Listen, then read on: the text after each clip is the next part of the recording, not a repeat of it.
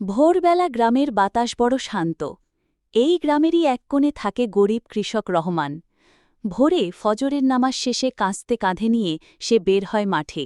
আল্লাহ, আজও যেন পরিশ্রমের হাল ছাড়তে না হয়।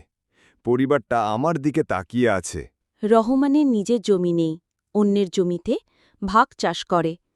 ভোর থেকে দুপুর পর্যন্ত খেটে সে মাটিতে বীজ ফেলে দেয়। প্রতিটি ঘামের বিন্দুতে সে স্বপ্ন দেখে, একদিন হয়তো তারও জমি হবে। এই মাটি তো আমার ভরসা।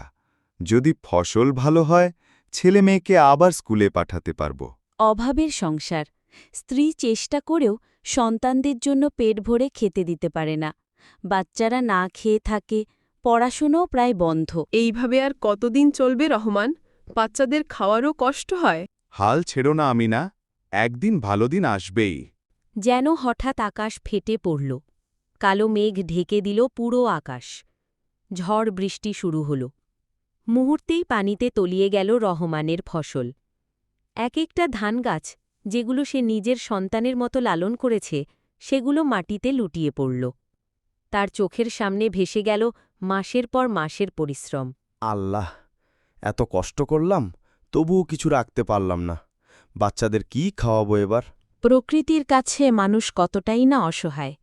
এক ঝড়ে ভেসে যায় সারা বছরের স্বপ্ন। সেই রাতে রহমানের ঘরে ছিল না ভাত, ছিল না হাসি, শুধু চোখের জল আর নিঃশ্বাসের শব্দ। ক্ষুধার্ত সন্তানদের কান্না শুনে রহমান আর তার স্ত্রী একে অপরের দিকে তাকালেও কোনো কথা বের হল না। রহমান, আল্লাহ আমাদের এই কষ্ট থেকে কবে মুক্তি দেবেন? আমিনা, হয়তো এই কষ্টের পরই সুখ আসবে। হাল ছাড়লে চলবে না। সন্তানদের ভবিষ্যতের জন্য আমাকে আবার লড়তেই হবে। কষ্টের মাঝেই এলো নতুন আলো। সরকারি সহায়তায় রহমান পেল নতুন বীজ, নতুন প্রযুক্তি। তার চোখে আবার জ্বলে উঠল আশার শিখা। ভাই, এবার হাল ছাড়বেন না। এই বীজগুলো উন্নত মানের। যদি সঠিক নিয়মে চাষ করেন, ইনশাল্লাহ ভালো ফলন পাবেন। আল্লাহ চাইলে আবার উঠব। যত কষ্টেই আসুক, এবার চেষ্টা করব শেষ পর্যন্ত। অভাব সত্ত্বেও রহমান আবার দাঁড়াল। প্রতিটি ঘামের বিন্দুতে ছিল আশা, প্রতিটি মাটির ঢেলায় ছিল স্বপ্ন। মেহনত আর ধৈর্যের ফল অবশেষে মিলল।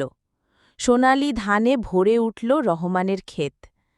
বহুদিনের অশ্রু আজ পরিণত হল আনন্দের জলে। আব্বা, এবার কি আমাকে আবার স্কুলে পাঠাবা? হ্যাঁ বাপ, এবার তোমরা পড়াশোনা করবে। তোমাদের যেন আর আমার মতো খেটে খেতে না হয়। রহমানের গল্প আমাদের শেখায়, দারিদ্র্য কোনো অভিশাপ নয়। পরিশ্রম, ধৈর্য আর বিশ্বাস থাকলে একদিন সাফল্য আসবেই।